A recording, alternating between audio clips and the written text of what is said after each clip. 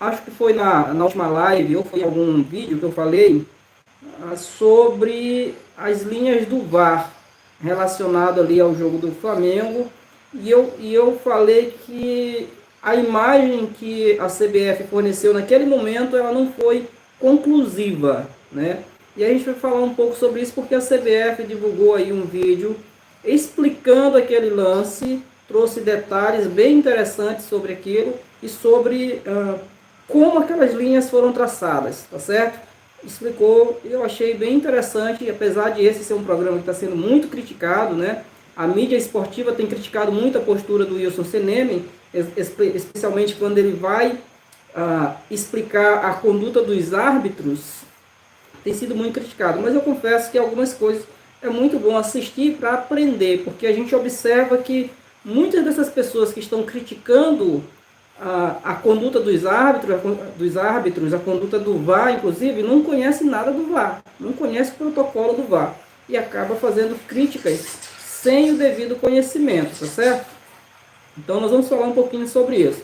Vamos falar também sobre Sampaoli. Sampaoli chamou Pedro aí para ter uma conversa, isso mesmo, antes tarde do que nunca, né? Mas chamou o Pedro aí para ter uma conversa, para tentar aparar as arestas e resolver essa situação aí, que vem se arrastando já há praticamente 20 dias. Nós vamos falar também, pessoal, sobre o staff do Ayrton Lucas. Eu também trouxe essa informação, inclusive uma informação que foi divulgada por um repórter turco de que um time árabe havia feito uma oferta pelo Ayrton Lucas. O staff e o jogador, juntamente com o Flamengo, vieram a público negar essa informação e vou trazer detalhes disso também para você. E como falei, por fim, nós vamos falar aí sobre essa treta que aconteceu hoje lá no Mengão, envolvendo aí os dois jogadores do Flamengo, o Gerson e o Varela, tá? Pessoal, não sei se o áudio tá bom, Então, se não tiver bom, por favor, avise aí pra gente tentar resolver, tentar melhorar, tá bom? Mas vamos seguir então. Vamos começar falando justamente sobre as linhas do VAR, tá? A CBF tem um programa, geralmente pós-rodada, onde eles tentam explicar alguns lances polêmicos da rodada.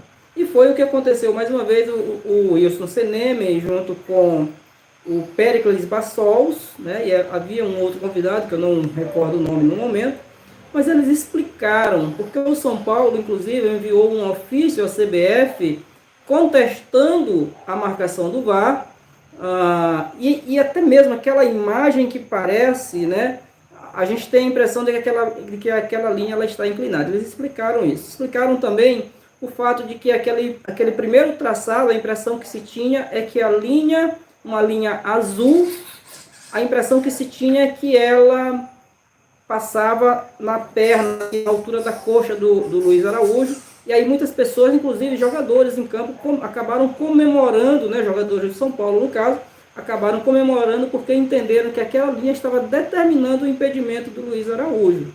Eles explicaram algo interessante sobre essa linha que eu particularmente confesso que não sabia, e acho que a maioria dos cronistas esportivos que estão fazendo crítica ao VAR também não sabem, que é, aquela linha azul, ela não é para marcar a posição do jogador em campo, ela não é sequer uma linha para traçado horizontal, ela é uma linha vertical.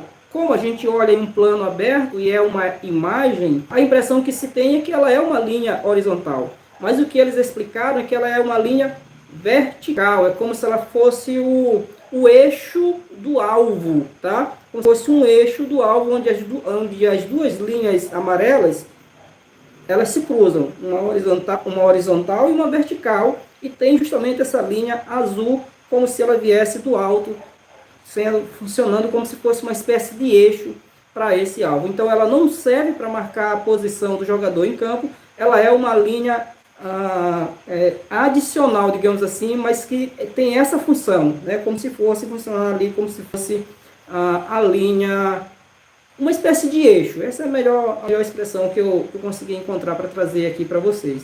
Então, A grande confusão foi exatamente essa. Aquela linha azul, ela aparece justamente na altura da coxa do Luiz Araújo. Muita gente achou que estava impedido.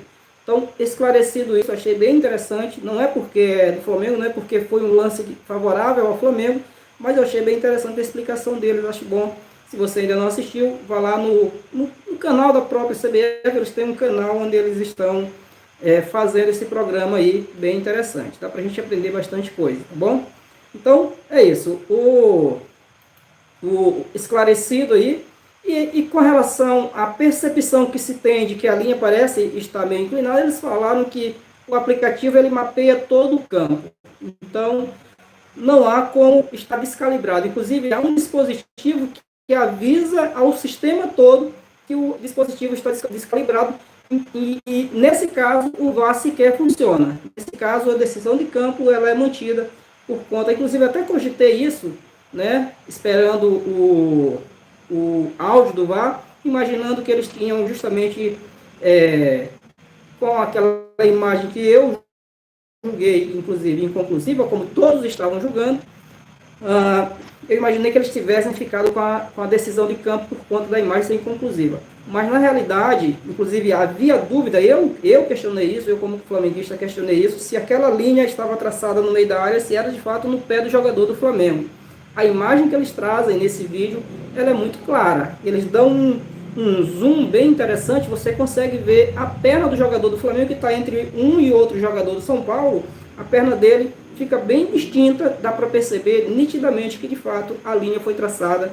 Esse também era um questionamento do São Paulo, que a linha foi traçada sim no pé do jogador do São Paulo, e o resultado foi mesma linha, portanto, posição legal, tá? Quanto ao pênalti, é indiscutível para mim, eles também pensam do mesmo jeito, inclusive na imagem que eles mostram, o ângulo que eles têm é muito interessante, porque você percebe que há uma pancada no joelho do Luiz Araújo, a perna dele abre assim, né? Ele perde, por isso que ele cai, porque a perna dele abre, ele perde então o equilíbrio para a passada seguinte e acaba caindo. Então o pênalti é muito claro.